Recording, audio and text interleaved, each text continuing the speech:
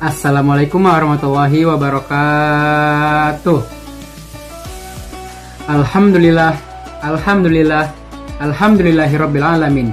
Wabihi nasta'inu ala umur dina waddin. Wassalatu wassalamu asrofil anbiya'i wal mursalin wa ala alihi wa sahbihi ajma'in. Amma ba'du. Saudara-saudaraku yang dirahmati oleh Allah Subhanahu wa taala. Segala puji bagi Allah, Tuhan alam semesta, Tuhan kita semua. Salawat dan salam semoga tercurahkan pada baginda besar kita Nabi Muhammad SAW yang telah membawa Islam dari zaman jahiliyah menuju zaman Islamiyah seperti saat ini. Kali ini izinkan saya membawakan kultum yang bertema tentang menjadi orang baik dan terbaik. Sebelum saya lanjut, izinkan saya perkenalkan diri. Hai semuanya, perkenalkan nama saya Muhammad Ilham Satrio Mulyono. Bisa disingkat menjadi Ilham saja.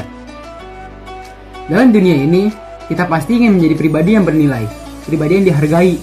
Dalam Islam, kalau orang yang dihargai itu bisa menjadi dua bagian, yaitu orang baik dan orang terbaik. Rasulullah SAW bahkan sudah bersabda, yang berbunyi, khairukum man yurja'u khairuhu wa yu'manu syarruhu. Artinya, sebaik-baik kalian adalah orang yang diharapkan kebaikannya dan orang lain merasa aman dari kejelekannya. Hadis riwayat Tirmidzi. Maksud dari hadis ini itu, orang baik kehadirannya pasti akan disenangi. Orang baik pasti memiliki lisan yang baik. Orang baik itu tidak hanya secara berteman, tapi juga bisa secara mungkin dalam orang tua ataupun yang lain-lain. Orang baik itu memiliki etika dan adab yang bagus. Yang kedua, ada orang terbaik. Orang terbaik itu adalah orang yang sudah naik level dari baik menjadi terbaik. Orang terbaik itu ada orang susah kita bantu, ada orang bingung kita beritahu. Jika kita memiliki ilmu, diberitahu kepada orang lain agar ilmu kita turun temurun. Orang terbaik itu adalah orang yang disenangi kehadirannya, orang yang membawa dampak positif di lingkungan sekitarnya. Teman-teman pasti akan mengumpul sendiri.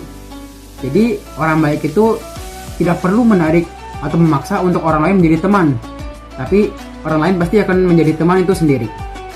Secara perlahan-lahan, mungkin 1 orang, 2 orang, 3 orang, dan seterusnya sampai memiliki banyak teman. Orang baik itu memiliki banyak dampak positif dalam kita ataupun untuk orang lain. Untuk orang lain dan untuk kita itu banyak manfaatnya sebagai orang baik. Kalau untuk orang lain pasti akan merasa senang. Mereka pasti akan merasakan gejolak yang baik, sehingga mereka akan senang di dekat kita. Jika untuk kita sendiri, yang pastinya kita akan melakukan baik, dan orang lain pasti juga akan senang. Rasulullah SAW bahkan sudah bersabda, khairun nasi anfuhum linnas. Sebaik-baik manusia adalah orang yang bermanfaat untuk manusia lainnya. Hadis riwayat At-Tabrani. Sebagaimana sudah dijelaskan di sini, yaitu orang terbaik akan bermanfaat untuk orang lain. Tidak hanya untuk diri sendiri, pasti juga untuk orang lain.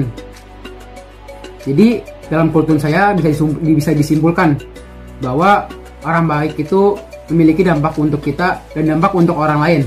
Yang pastinya dampak itu adalah dampak yang positif.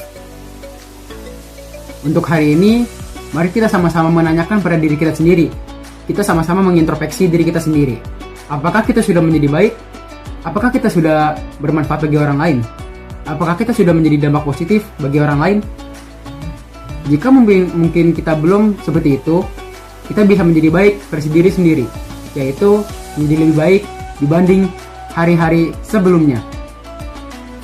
Mari kita lakukan apa yang sudah saya sampaikan. Semoga apa yang saya sampaikan tidak hanya lewat, tapi juga bisa diterapkan. Saya mungkin bisa akhiri kultum saya kali ini. Jika ada tutur kata yang kurang jelas, saya mohon maaf. Wabillahi taufiq wal hidayah. Wassalamualaikum warahmatullahi wabarakatuh.